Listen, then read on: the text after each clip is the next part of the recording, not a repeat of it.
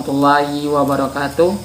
Perkenalkan, nama saya Vicky Rahmat Utama, NIM 7172 144004. Di sini saya mengambil tema yaitu tentang kelayakan perencanaan bisnis.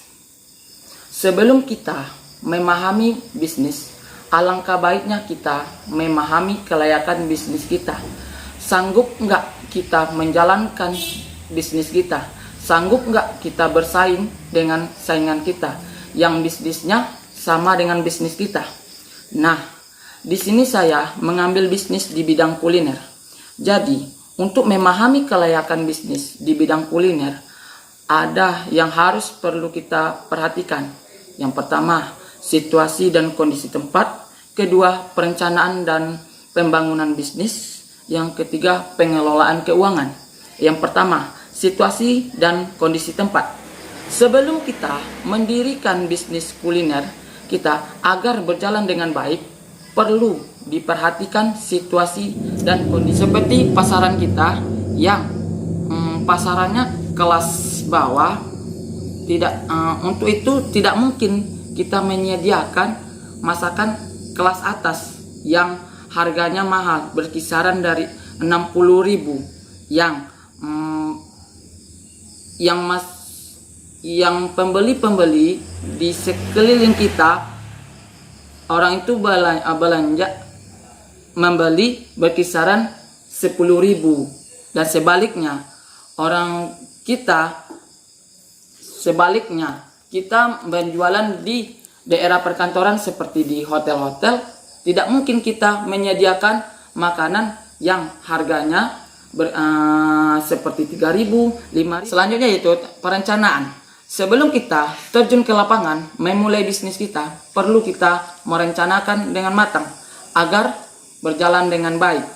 Seperti saat kita merintis usaha kita perlu merencanakan strategi apa yang harus kita lakukan, strategi apa yang harus kita rencanakan agar bisnis kita itu berjalan dengan baik. Karena saat merintis itulah dibutuhkannya kesabaran oleh pengusaha-pengusaha. Kalau pengusaha-pengusahanya tidak sabar, bisa jadi setiap merintis usahanya akan gulung tikar. Karena saat merintis itulah ujian yang sangat berat yang dilakukan oleh seorang pengusaha.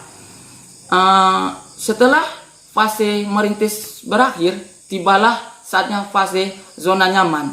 Di sini dibutuhkan perencanaan bagi pengusaha-pengusaha tersebut agar usaha-usahanya berjalan dengan baik atau berkembang dan membuka cabang atau yang lainnya. Selanjutnya yaitu pengelolaan keuangan. Nah, di sini sandi dari bisnis kita. Tanpa keuangan, bisnis kita akan mati. Untuk itu perlu pengelolaan keuangan yang baik. Pencatatan setiap pergerakan keuangan harus kita catat agar bisnis kita berjalan dengan baik. Nah, sumber keuangan dalam bisnis kita bukan dari modal kita saja.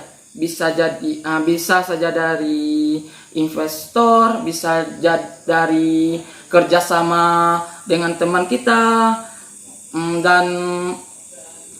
dan sebaliknya kita yang bekerja sama dengan teman kita.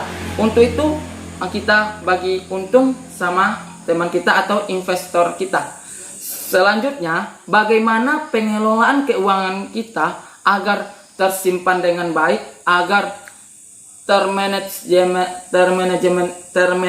dengan baik. Untuk itu perlu disiapkan bagian-bagian letak penyimpanan tersebut. Seperti saya berikan contoh yang pertama.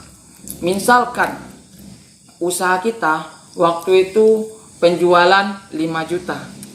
Dari penjualan 5 juta dipotong modal kita 3 juta. Jadi laba kita 2 juta.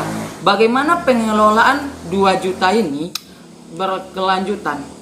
Seperti 2 juta itu kita bagi 2. 1 juta untuk uang jaga-jaga, 1 juta untuk uang kita, masa depan kita. Yang 1 juta itu kita bagi lagi 500.000 untuk uang pribadi kita, atau uang kita keluarkan sebagai kayak untuk keperluan pribadi kita. Yang 500.000 lagi untuk masa depan kita, atau berkelanjutan usaha kita untuk yang akan datang, atau 10 tahun yang ke depan.